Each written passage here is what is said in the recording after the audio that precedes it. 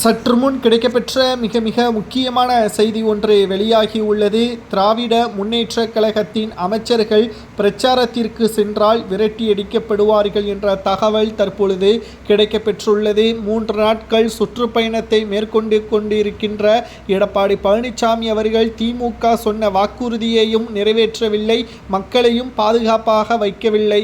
தமிழகத்தில் மக்களை பாதுகாத்து தமிழகத்தை மீட்டெடுப்பதற்குத்தான் இந்த அரசியல் பயணம் என்பதையும் எடப்பாடி பழனிசாமி அவர்கள் தெள்ளத் தெளிவாக கூறியுள்ளார். கிட்டத்தட்ட எடப்பாடி பழனிசாமி அவர்கள் கூறுவதை நாம் ஏற்றுக்கொண்டுதான் ஆக வேண்டும். 2 முறை மக்கள் திமுகவிற்கு வாய்ப்புகளை வழங்கினார்கள். ஒன்று சட்டசபை, 2வது மக்களவை தேர்தல். இந்த 2 தேர்தலிலும் வெற்றியடைய வையுங்கள். மக்களவையில் நாங்கள் நீட்டை தேர்வை ஒழிப்போம், மக்களுக்கு பாதுகாப்பானதை தமிழகத்திற்கு கொண்டு வருவோம் என்று மிகவும் உறுதியாக பேசிய ஸ்டாலின் 39 தொகுதிகளில் வெற்றியடைந்த பிறகு மக்களை கிட்டத்தட்ட 39 தொகுதிகளில் வெற்றியடைந்திருந்தாலும் மத்தியில் திமுகவின் கூட்டணி வெற்றியடையவில்லை, இதனால் எங்களால் எதுவும் செய்ய முடியவில்லை என்று கைவிரித்து விட்டார்கள். அதேபோல்தான் சட்டசபை தேர்தலிலும் டாஸ்மாகை மூடுவோம் என்று கூறிய பொய்யான வாக்குறுதிகளால் மக்களை முழுவதுமாக ஏமாற்றிவிட்டார்கள்.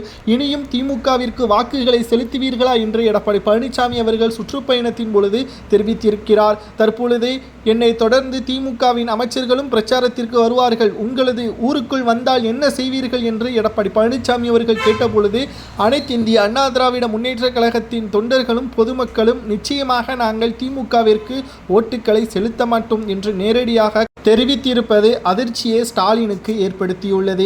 ஏனென்றால் 2026 சட்டசபை தேர்தல் என்பது மிக மிக முக்கியமான ஒரு தேர்தல். திமுகவின் அமைச்சர்கள் மீது பல வழக்குகள் நிலுவையில் இருக்கிறது. இந்த முறை வெற்றியடைந்தால்தான் அந்த வழக்குகள் அனைத்தையும் தள்ளுபடி செய்வதற்கும் சாட்சிகளை அளிப்பதற்கும் முடியும். இல்லை என்றால் கூண்டோடு சிறைக்கு செல்வார்கள் என்ற தகவலையும் நாம் பார்க்க முடிகிறது.